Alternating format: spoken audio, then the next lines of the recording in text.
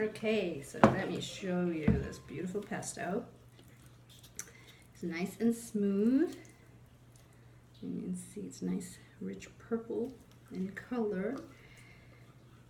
So the olives are very intense, you know, they've been preserved with salt and vinegar, and so they have a rich, tart flavor. So we wanted to mellow this out a little bit, and what we thought of was another lovely Italian ingredient, ricotta, whole milk ricotta, which is soft, fresh cheese. And so we have a beautiful version of it here. So there you go, there's our olive pesto. And we've got our ricotta right here. Now the thing is, when you're making these dishes that are often eaten raw and just a few ingredients, so we've got the pesto, we've got the ricotta, we've got fresh bread, you want to make sure that you're using really good quality ingredients, because you're going to taste the flavor of each of them. So if you used not so great bread, or you know, canned olives that really didn't have much flavor, you won't get the best out of them. So use the best ingredients that you can, the quality ingredients, so you get the most out of whatever it is that you're making after all that effort that you put in. So I've got this beautiful whole milk ricotta, and it's flavorful as it is. It can be used for desserts as well, Italian desserts. But right now it doesn't have any salt in it. So what I'm going to do is just add a touch of salt to it and season it so it tastes its very best. And then I'm going to put in a little bit of pepper just to give it some flavor. And we'll stir that in and have that ready to go.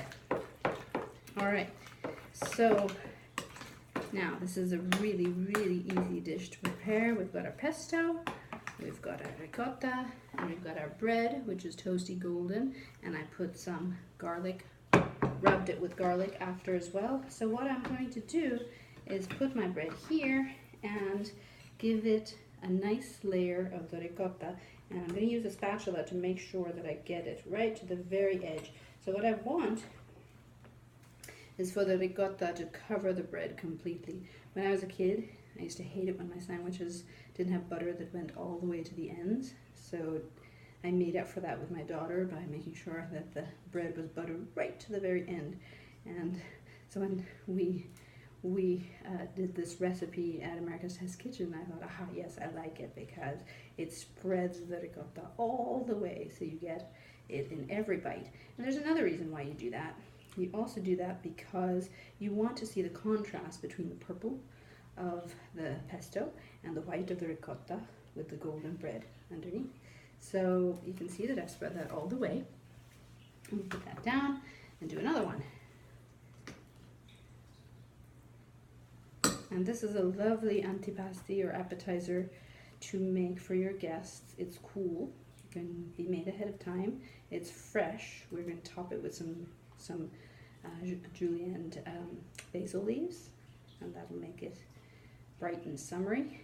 And it's got all these different colors. It looks really, really pretty. All right, so I have my ricotta right to the very end.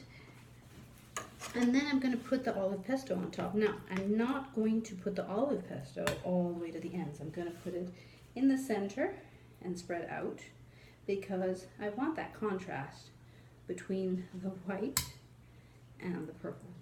So I'm just going to put it in the center and then spread it out almost to the ends, but not quite, so you still see the white there. And you get a little taste of olive, so it's not too overpowering. Okay, so you can see how I did that. There we go. Put that on my serving plate. A little more here. And this one. And the coolness of the ricotta with the intensity of the olives is delicious, and the crunch of the bread. So this will be something that your guests really enjoy. And you could possibly make it before you make the next pasta dish that we're going to look at. All right, so there we have that.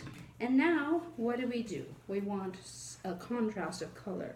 So we, julienne, that's finely minced, some basil leaves. Now, a way to do that, and it's a French technique, is called julienning. Line up all the basil leaves, one on top of the other, and then you roll them. So I'm going to move this out of the way so you can see me. There you go. So you roll them into a tight roll like this, like that. And then you use your knife. I use the back of the blade, that gives me more control, and a 45-degree angle, and I go from me. I'm left-handed, but if you're right-handed, you go this way.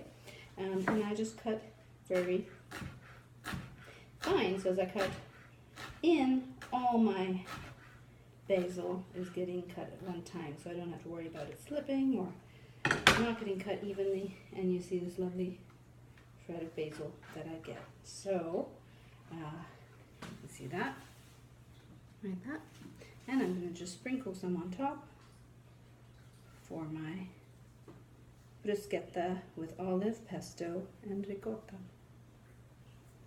How easy is that? And delicious.